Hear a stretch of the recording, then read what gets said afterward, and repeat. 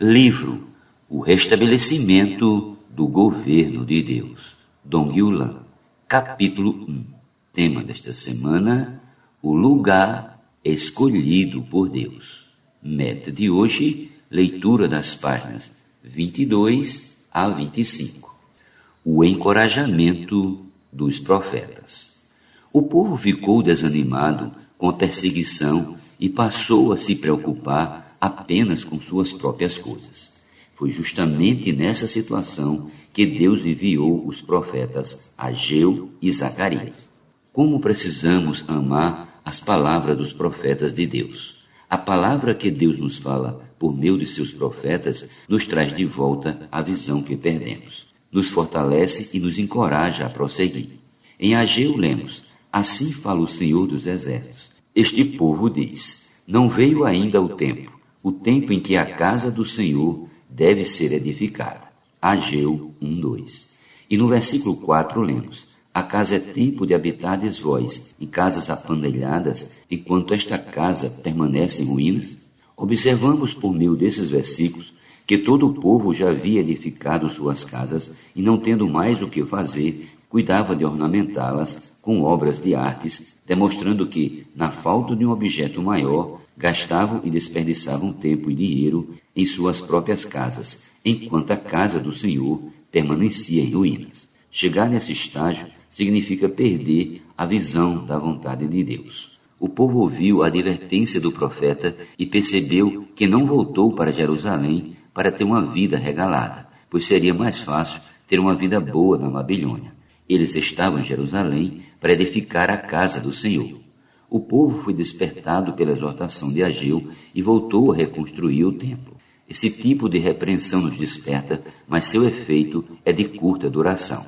Por isso, Deus teve de usar Zacarias para completar o que Ageu havia falado, e seu objetivo era revelar a visão da vontade do Senhor.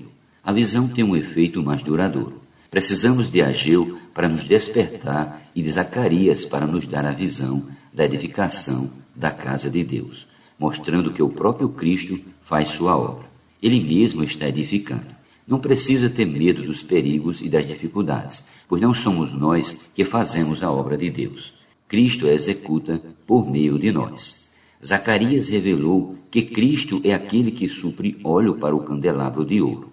Essa visão conquistou o povo que, animado, voltou a trabalhar. Em Esdras capítulo 5, versículo 2, lemos: então se dispuseram. Aleluia! Eles reiniciaram os trabalhos de edificação com a ajuda dos profetas. No capítulo 6, versículo 14, está escrito: edificaram a casa. E no versículo 15 lemos: acabou-se esta casa. Louvado seja o Senhor! A casa finalmente foi concluída, a obra de edificação terminou. Isso aconteceu no ano 517 a.C., ou seja, 18 anos após o lançamento dos alicerces. Entre o lançamento dos alicerces e o reinício das obras, eles pararam por 13 anos, ou seja, após as profecias de Ageu e Zacarias, houve uma demora de mais 5 anos para concluir a edificação da casa do Senhor. Essa história é um grande encorajamento para nós hoje, pois mostra como Deus ainda quer contar conosco, com todos os que têm a visão celestial, que são um com Ele, que não confiam em sua própria força, antes confiam no Senhor. Ele é quem faz todas as coisas, dá-nos visão e encorajamento e não nos deixa desanimar diante das pressões do inimigo.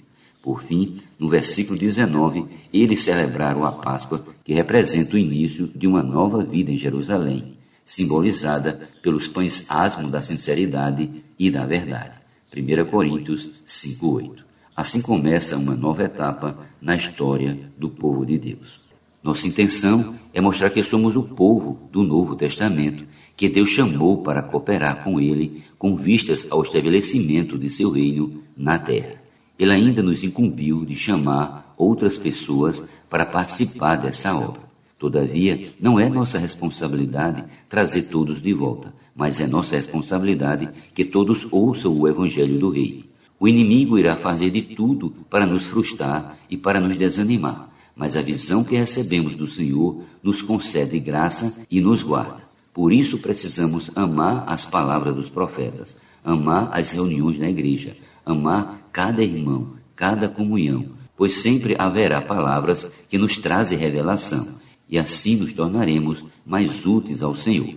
No próximo capítulo, trataremos da reconstrução dos muros de Jerusalém. Alguns podem pensar, por que reconstruir os muros se o templo já foi edificado? Isto não é o bastante? Se lermos o começo do livro de Neemias, perceberemos que tudo estava em miséria e desprezo, apesar de o templo ter sido edificado. O serviço sacerdotal estava arruinado por falta dos muros, visto que o templo e os muros não foram reconstruídos ao mesmo tempo. O templo foi reconstruído em 517 a.C. e a reconstrução dos muros foi retomada no ano 445 a.C., ou seja, 72 anos depois. O templo estava edificado, mas os muros estavam derrubados. A desordem era geral. Não havia autoridade e, ao mesmo tempo, todos eram autoridade. Todos opinavam e davam ordens. Isso significa que, enquanto a igreja não tiver seus muros edificados, não haverá manifestação da autoridade de Deus, do governo de Deus. Apenas haverá confusão e desordem. Não havendo o estabelecimento do governo de Deus, não se manterá o serviço em sua casa. Tudo o que foi restaurado na reconstrução do templo poderá perder-se por falta dos muros.